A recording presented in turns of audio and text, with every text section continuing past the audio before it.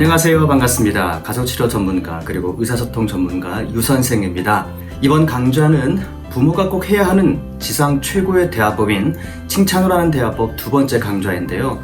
혹시 1편 영상을 시청하셨나요? 아직 시청하지 않으셨다면 꼭 1편도 시청해 주시기를 바랍니다. 그래야 이번 두 번째 강좌 내용을 이해할 수가 있습니다. 1편에서는요, 칭찬으로 하는 대화법이 무엇인지 그 개념을 큰 그림으로 설명해 드렸습니다. 이번 2편에서는 칭찬으로 하는 대화법의 전체 흐름, 순서, 방법 등을 설명해 드리겠습니다.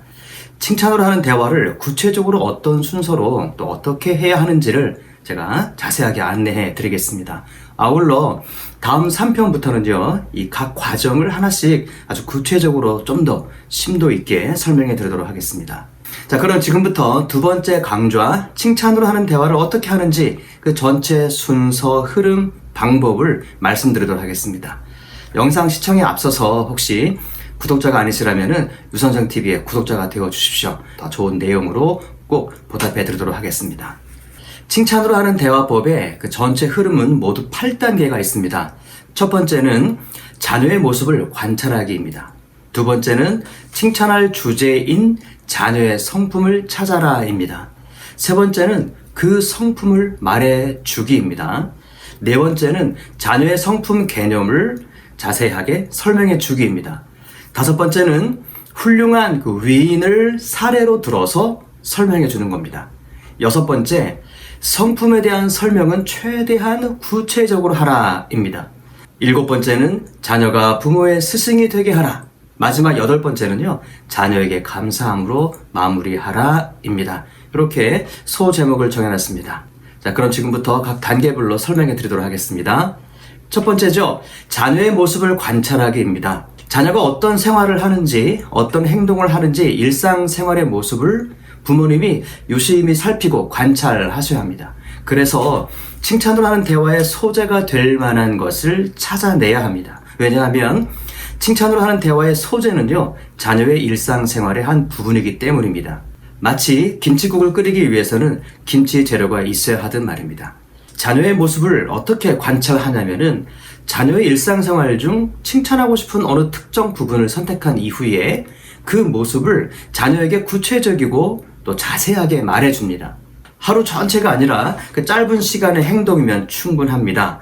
5분에서 20분 사이면 좋습니다. 자, 예를 들어 볼게요. 아침에 일찍 일어나서 이불을 개고 세면을 한 이후에 평소보다 일찍 집을 나설 때 그 생활을 한번 선택해 보도록 하겠습니다. 이 모습을 가지고 이제부터 칭찬 대화법으로 대화를 시작하면 되는 거죠. 그래서 자녀에게 아침에 있었던 자녀의 모습을 그냥 쭉 스토리로 말해줍니다. 아주 짧게 말이죠.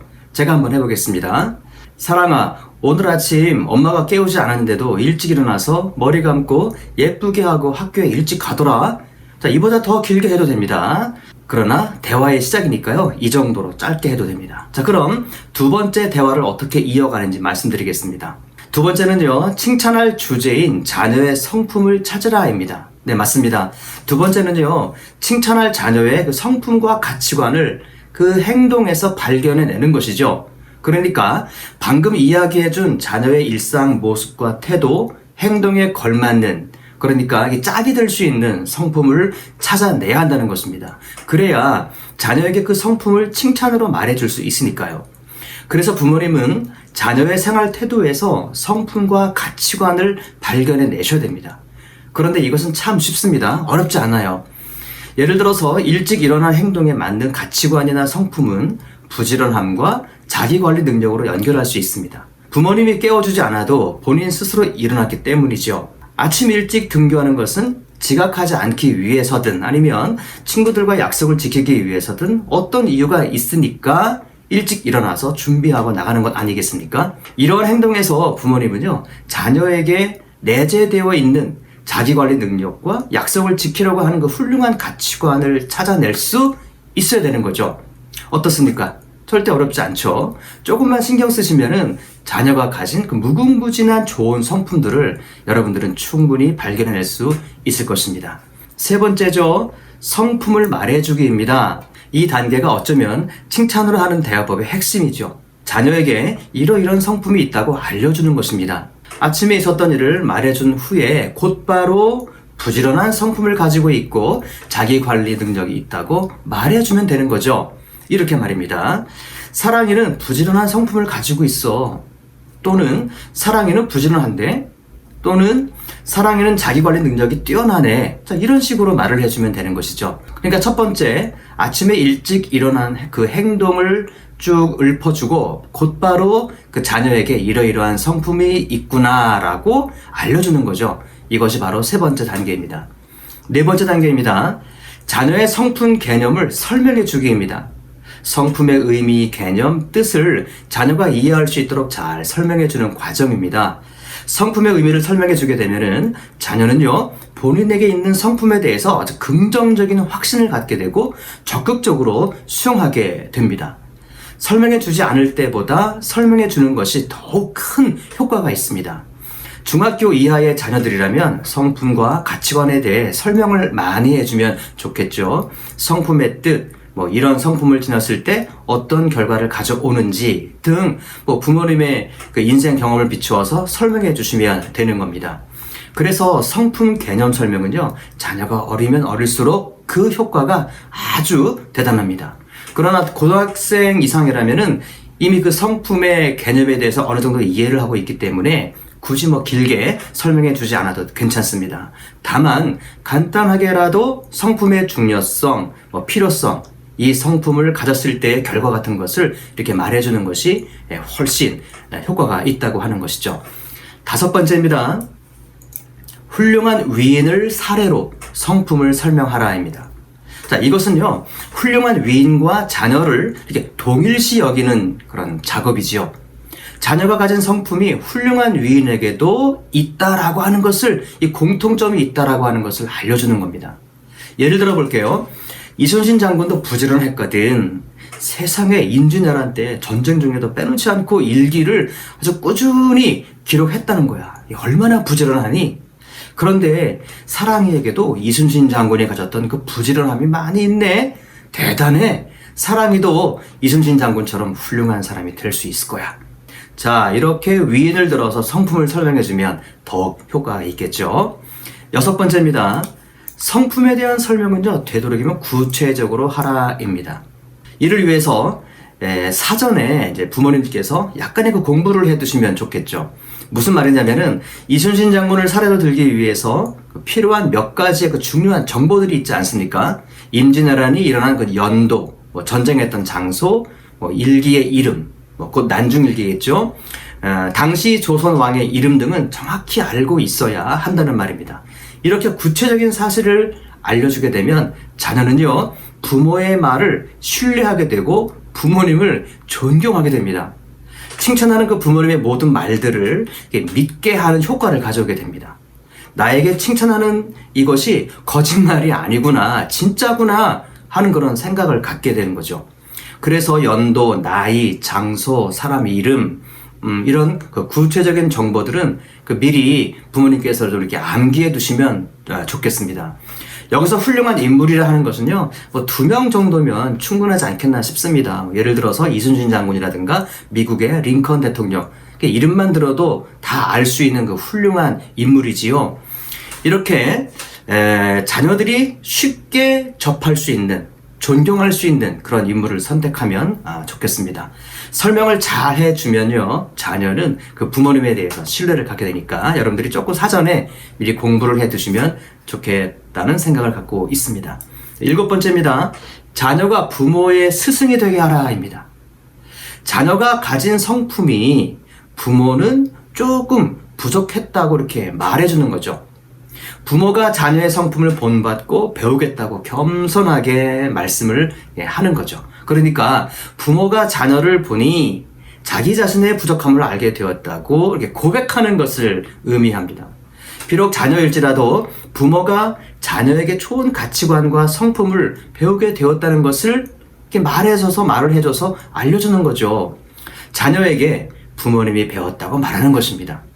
엄마가 사랑이한테 부지런함을 배웠어. 엄마가 사랑이의 부지런함을 보니까 엄마가 참 부지런함이 조금 부족하다는 것을 깨닫게 되었어. 이렇게 말을 하는 거죠. 이렇게 말을 하게 되면 자녀를 부모님의 스승으로 이렇게 승격시키게 되는 거죠. 자녀가 부모의 좋은 스승이 되어 주었다고 말을 하게 되면 자녀가 얼마나 뿌듯하겠습니까? 행복하고 기분이 좋겠죠. 자, 이렇게 자녀를 스승화시키는 것, 이것이 7번째 단계입니다. 마지막 8번째 단계는요, 자녀에게 감사함으로 칭찬으로 하는 대화법을 마무리하는 거죠. 칭찬 대화의 마지막 단추인데요, 부모가 자녀에게 배우게 되어서 고맙다는 그 인사, 그런 표현을 하면서 자연스럽게 이제 대화를 마무리 지면 되는 거죠. 그러니까 칭찬 대화법의 마무리는 고마움의 표현입니다. 칭찬 대화는요, 감사와 고마움으로 매듭지어라 라고 하는 겁니다. 자, 예를 들어서, 사랑아, 엄마가 사랑이한테 부지런함을 배워서 너무 고마워. 자, 이렇게 말을 하면 되는 거죠. 자, 이렇게 8가지 순서로 이렇게 자녀에게 말을 하는 건데요. 제가 한번 처음부터 끝까지 한번 쭉 한번 연기하는 것처럼 사례를 한번 소개하도록 하겠습니다. 사랑아, 오늘 아침에 엄마가 보니까 엄마가 깨우지 않아도 일찍 일어나고 예쁘게 하고 학교에 가던데 사랑이 정말 부지런했어. 그리고 자기 관리 능력도 많고 말이야. 엄마가 기분이 참 좋았거든. 부지런한 사람이 아주 훌륭한 일을 많이 하는데 사랑이 이순신 장군 알지? 임진왜란이라고 1592년 조선시대 선조 임금 때 일본 도요토미가 전쟁을 일으켰거든. 무려 6년 동안 전쟁을 했는데 이순신 장군이 일본 군인들이 조선 땅에 오지 못하도록 바다에서 미리 막아서 그 승리를 한 전쟁이었어. 근데 이순신 장군이 얼마나 부지런했냐면은 세상에 전쟁 중에도 빼놓지 않고 일기를 써서 그 역사를 꼼꼼하게 기록해 놓았다고 하는 거야. 사랑이도 이순신 장군님이 가진 그 부지런함이 있어서 앞으로 반드시 성공하게 될 거야. 그래서 엄마가 오늘 아침 정말 기분이 좋았거든. 근데 엄마가 사랑이를 보니까 야, 이거 엄마가 부지런하지 못했다는 것을 좀 알게 되었어. 엄마도 사랑이처럼 좀 더 부지런한 성품을 갖도록 노력하고 배울게. 우리 사랑이 엄마에게 좋은 스승이 되어줘서 정말 고마워. 사랑해. 자, 이렇게 대화를 하는 겁니다.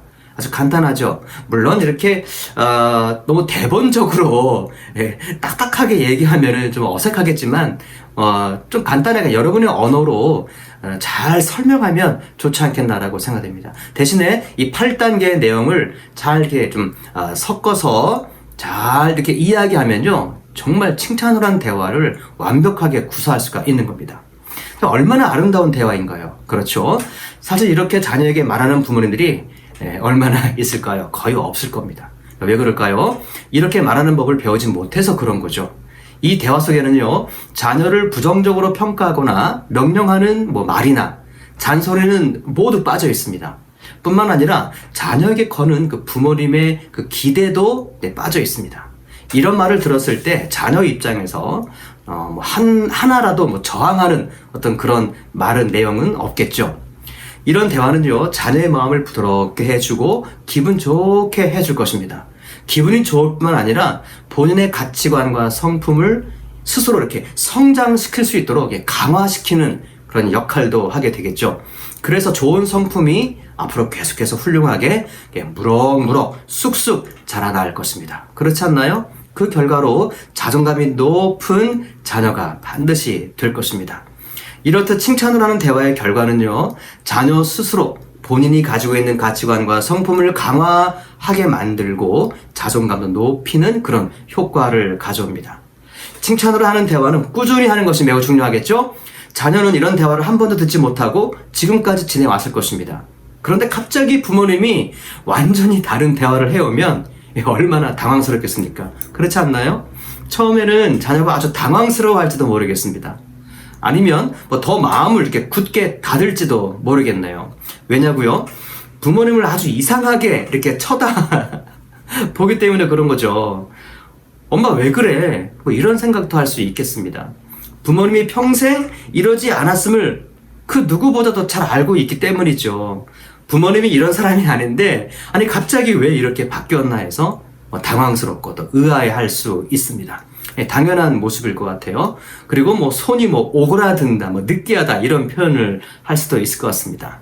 그만큼 부모님을 향한 신뢰감이 바닥을 쳤다라고 이해를 했으면 좋겠습니다. 이렇게 바닥이 난 그 신뢰감을 다시 여러분 이게 끌어올리려면 얼마나 많은 시간이 필요하고 또 반복과 인내가 요구가 되겠습니다.